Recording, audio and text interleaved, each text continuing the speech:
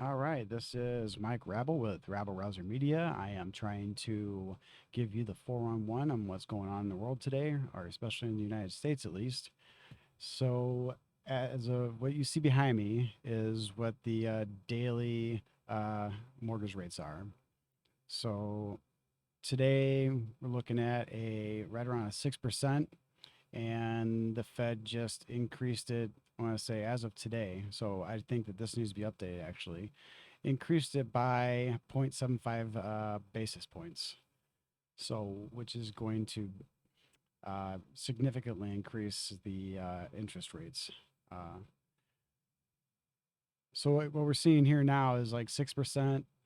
Um, Back in the early 80s, early to mid 80s, you saw interest rates up as high as at around 18%. So we're still at historically low interest rates. So it's still not a bad reason, or still not a bad time to buy. It's just that the easy money's gone, and it's going to start kicking a lot of lower income people out of the housing market. I mean, just is what it is. You start raising those interest rates, you start kicking people out of the housing market. All right. So if you go, let's look at this mortgage calculator over here. We're going to keep it simple. All right. Let's just see if you're looking. I think most people kind of want to go around at 150, $200,000 price. We're people just aren't really all that. Most Americans. I'm not talking like you know people making 150,000 and above as a married couple. I'm talking about the 150,000 and below. These are the people that are going to be affected by this stuff now.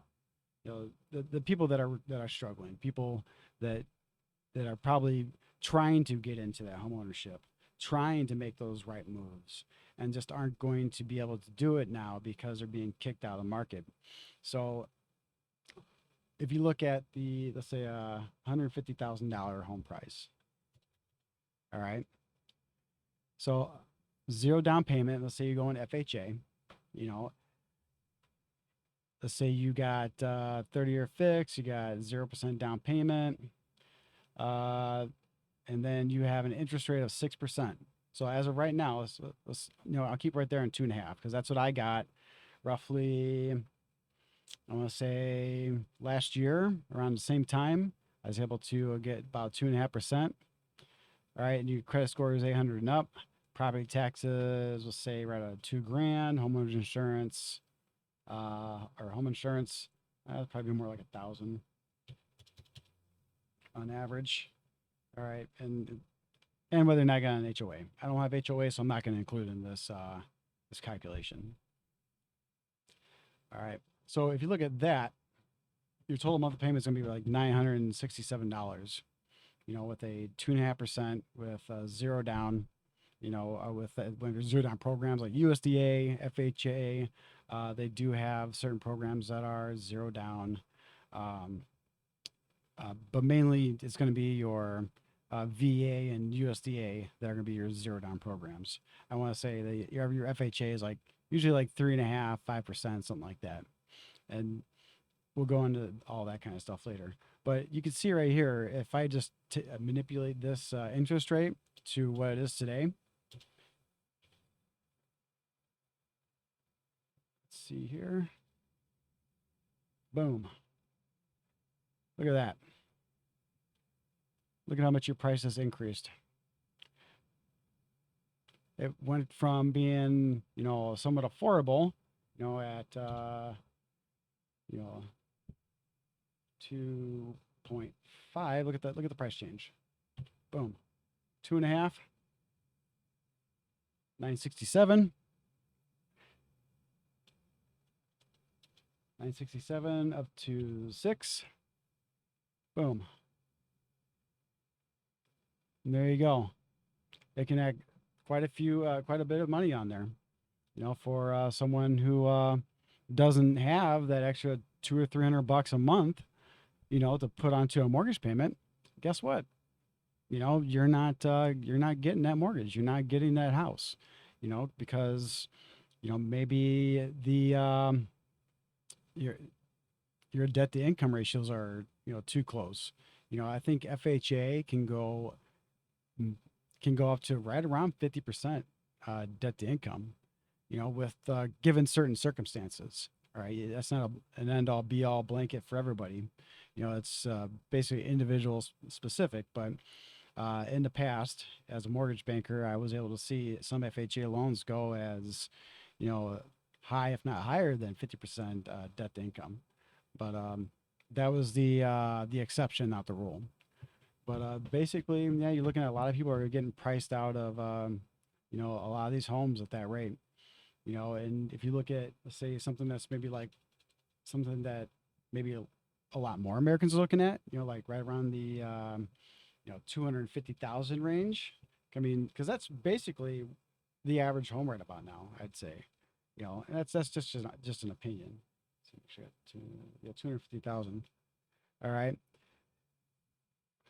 yeah, $250,000 home. You're paying roughly. Look at home prices. Go online. Go to Zillow. Go to some of these other places and look at some of these home prices. Try to figure out what $250,000 will get you.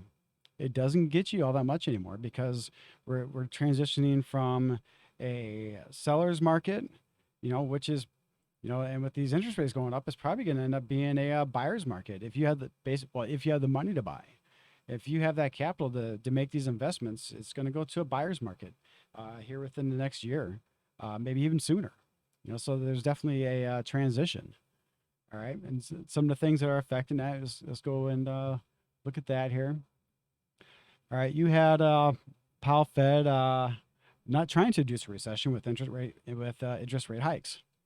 Federal Reserve Chairman Jerome Powell said Wednesday that the central bank hopes to avoid a recession after ratcheting up its pace of interest rate hikes.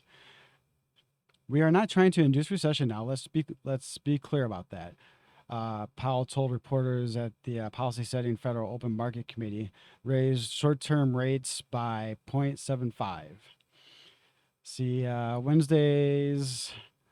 move marked the Fed's largest in a single meeting since 1994. So in almost like 3 decades, this is the highest they've moved the short-term rate in 3 decades. I mean, that's fairly significant, I'd say. And they didn't raise it that high before because, they just really couldn't, because the market couldn't handle raising rates because it would cause a recession. For the last 10 years, we've had rates that are pretty much been at zero. All right. And it's been cheap money for everybody.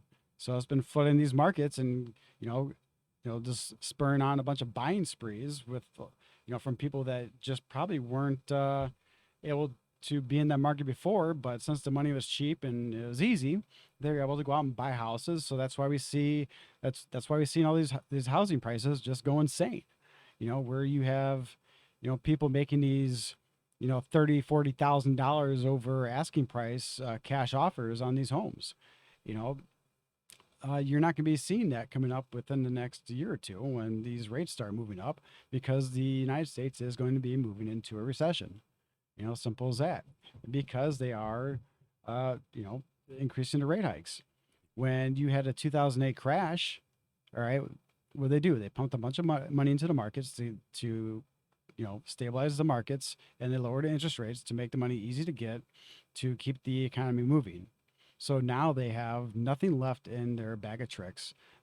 And this is the consequences of that. They basically kick the can down the road until now we have to deal with the problem. And we have nothing left in our bag of tricks to deal with it. All right. Simple as that. And this isn't just on the Biden administration. This is bad Fed policy probably for the last 30, 40 years. So is this that every politician before has kicked it down the road?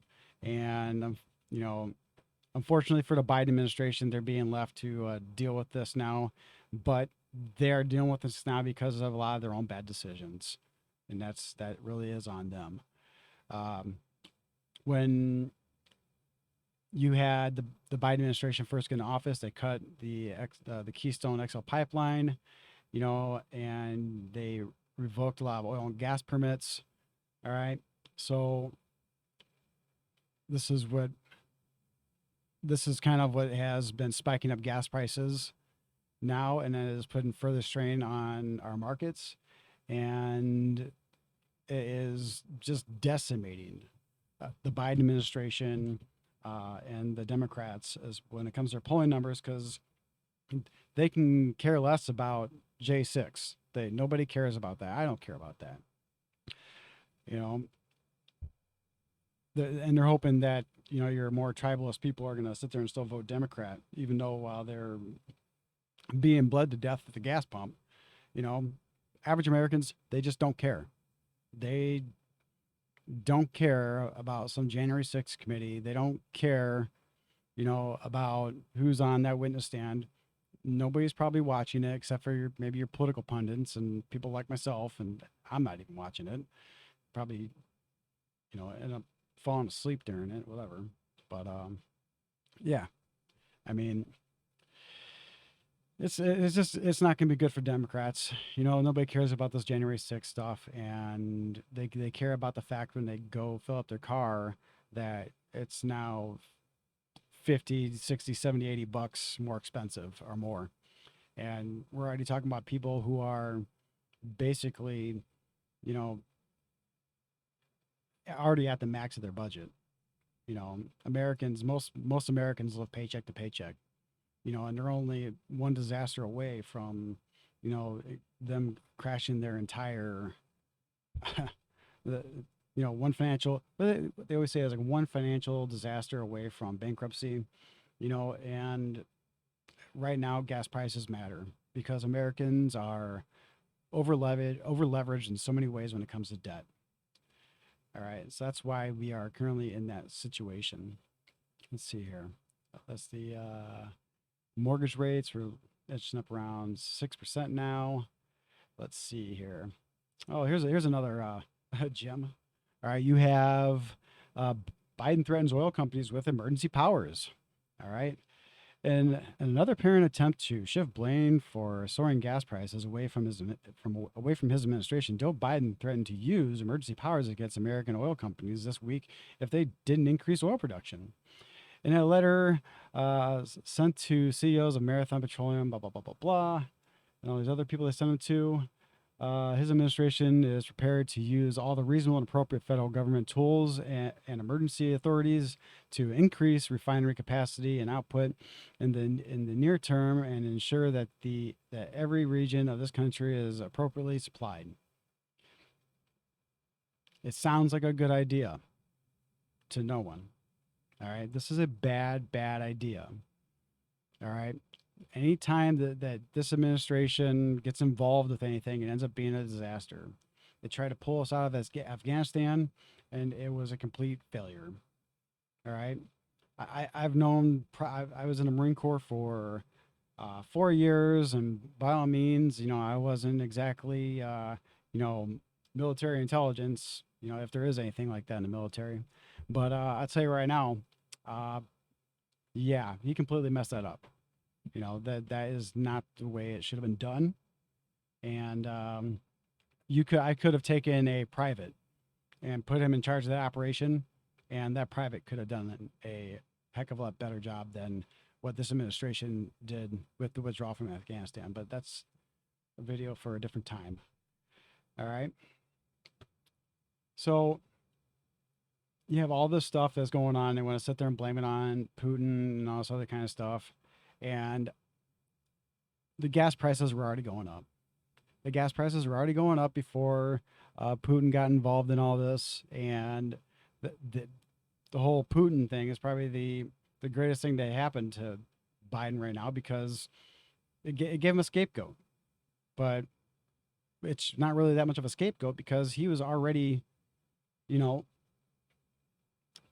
gas prices are already going up because he was already shutting down pipelines, shutting down refineries. He was revoking permits and stuff like that. So the gas prices are already going up. It just, with everything going on in Russia, didn't do anything to help it. but they're already going up, and a lot of this.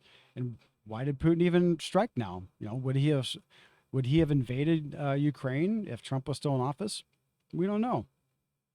No, but given that he didn't exactly stick to landing in Afghanistan and kind of, you know, has basically shaken the confidence that the rest of the world has in the United States. Um, yeah, I would have to say that maybe he wouldn't have. President Biden showed his incompetence when he was withdrawing from Afghanistan, and then you know he goes on live air saying that he can tolerate a minor uh, incursion into Ukraine from Russia. He said it, and then Putin's basically like, okay. So I can sit here all day trying to speculate as far as why all this stuff is going on. But at this point in time, it is basically bad energy and fiscal policies coming out of the Federal Reserve and the Biden administration. Because, yeah. Oh, here's another gem. Let's see. Of course, there is no disaster that goes unutilized. I think that's the term. You know, try try to make the most out of almost all these disasters that are coming up. All right, House Democrats introduced bill to impose 1,000% tax on AR-15s, assault weapons, and whatnot. All right, this is not going to end well. All this is going to do is create another black market.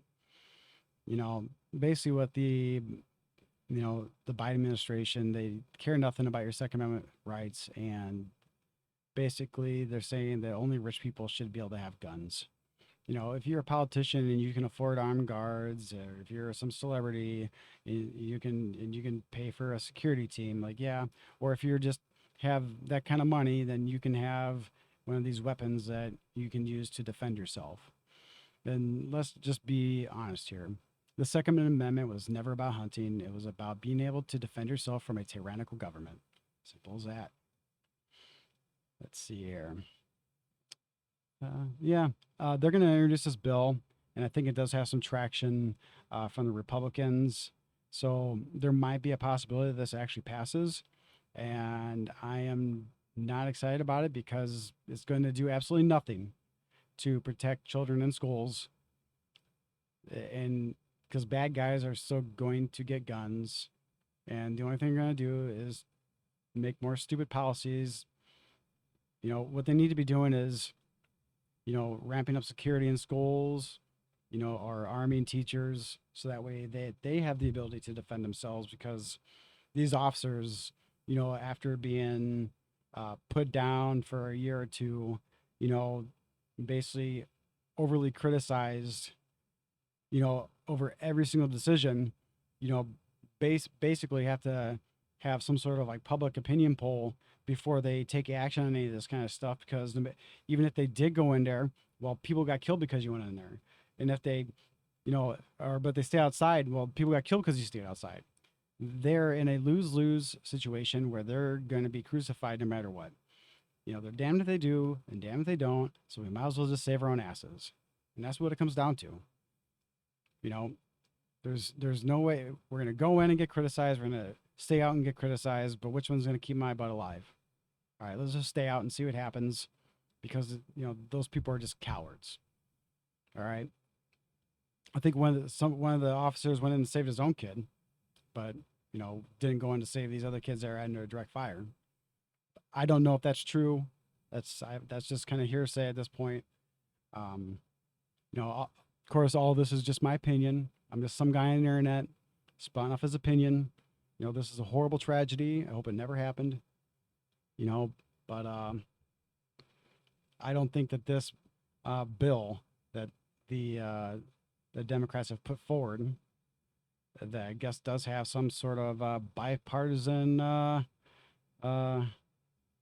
agreement on, that it's going to do absolutely nothing to take care of the issue, which is the decaying morals and values of the United States.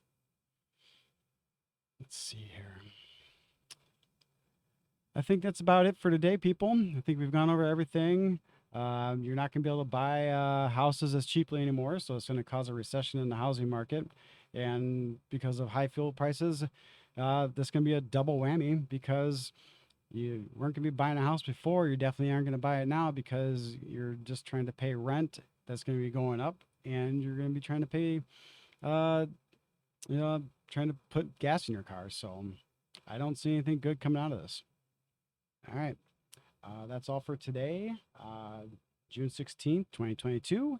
I hope you have a wonderful rest of the week, and I will talk to you tomorrow. All right. Bye.